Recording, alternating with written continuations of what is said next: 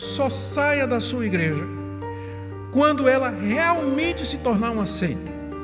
E o que seria se tornar uma seita? Quando ela abandonar as verdades centrais do Evangelho. Quando o pastor ou os pastores começarem a pregar um outro Evangelho e introduzir práticas que não têm fundamento na Escritura. Se por acaso você está debaixo do ministério de um apóstolo, eu queria que você pensasse duas vezes. Apóstolo, só Paulo e os 12. Nesse sentido só tem eles. Se o seu líder, ele usa o termo apóstolo no sentido de missionário, beleza, você não tem com que se preocupar.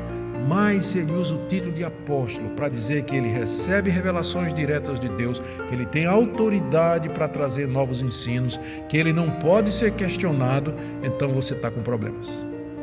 Tá? Você está com problemas. Só estou dizendo, você está com problemas.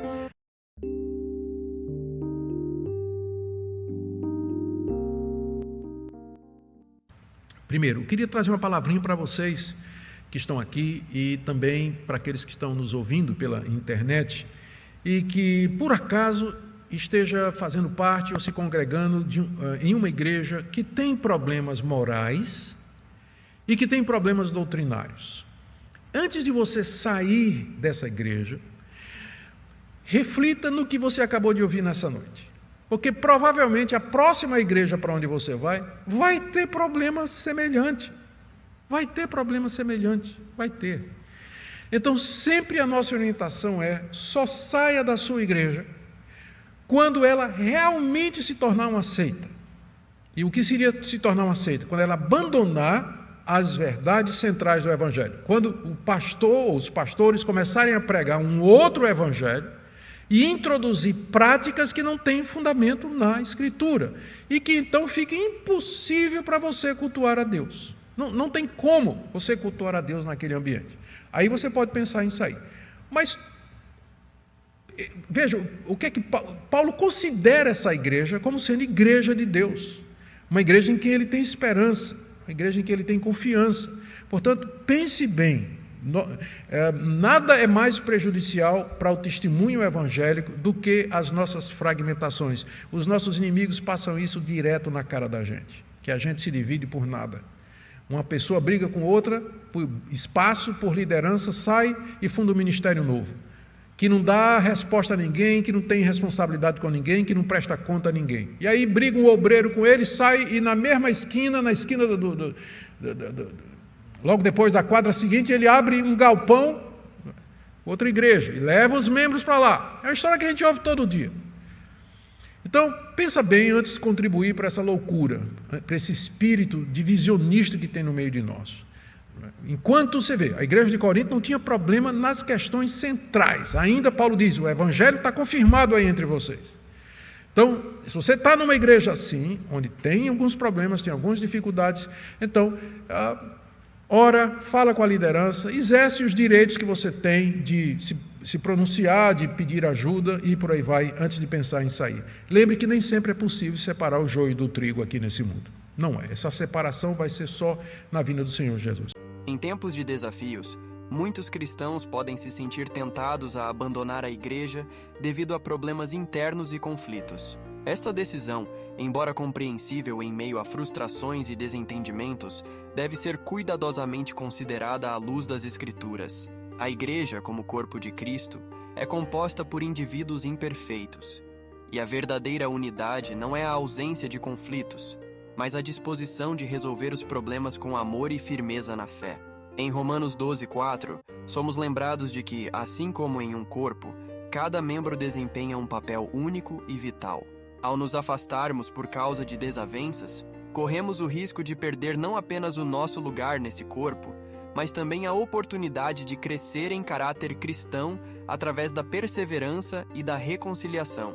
Em Filipenses 2:14, somos chamados a fazer tudo sem murmurações e conflitos, para que sejamos luz em meio a um mundo conturbado.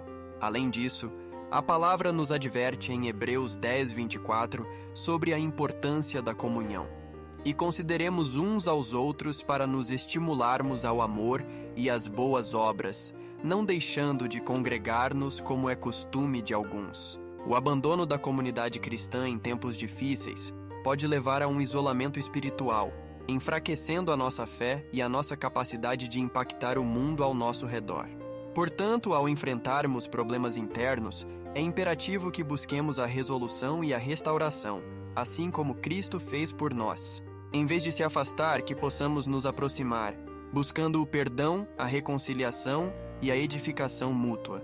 Lembremo-nos de que a verdadeira essência da vida cristã se manifesta no amor e na perseverança em comunidade, mesmo quando os desafios parecem insuperáveis.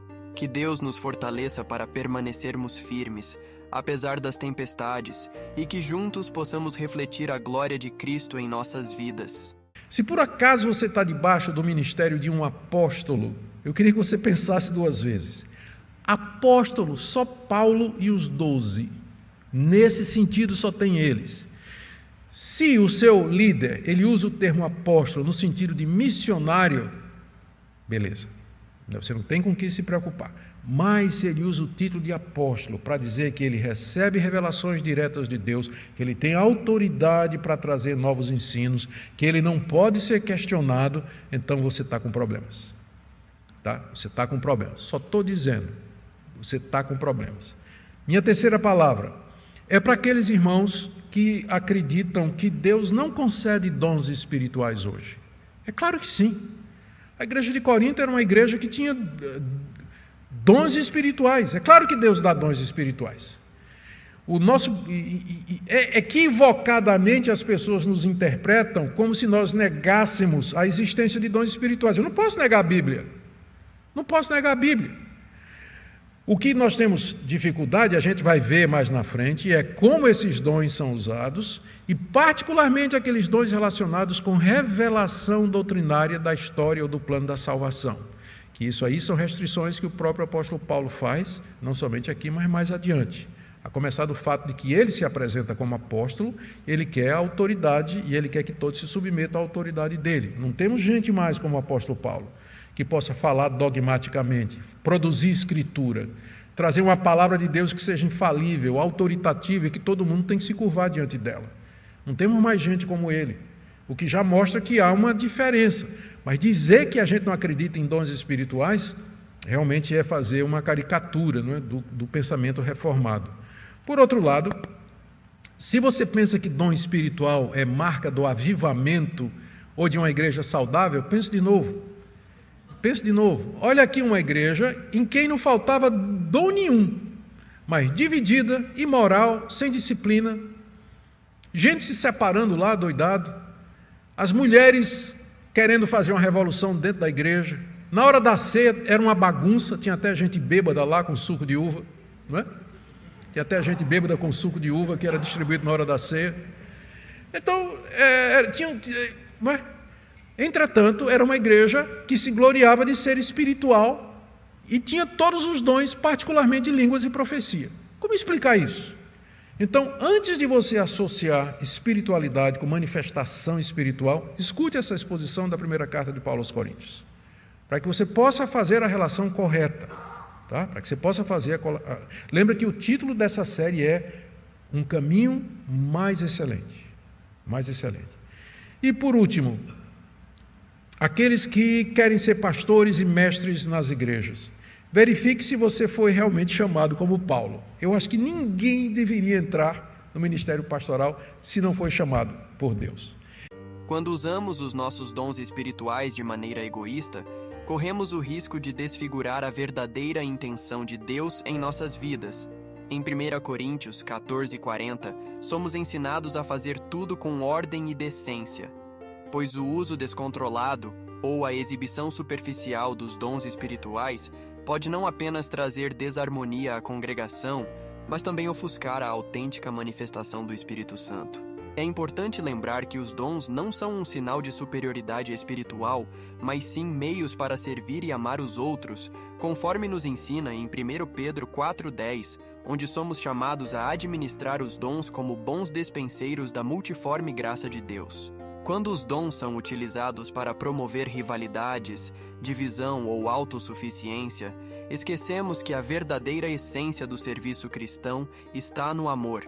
conforme Paulo explica em 1 Coríntios 13, onde a falta de amor torna qualquer dom vazio e sem valor, pois cada vez que decidirmos exibir nossos dons em busca de reconhecimento ou status, podemos tragicamente nos afastar da comunhão que Deus deseja para nós. É preciso buscar discernimento em como utilizamos nossos dons espirituais, em vez de buscar o aplauso dos homens, lembrando sempre que, em última análise, somos meros instrumentos em suas mãos.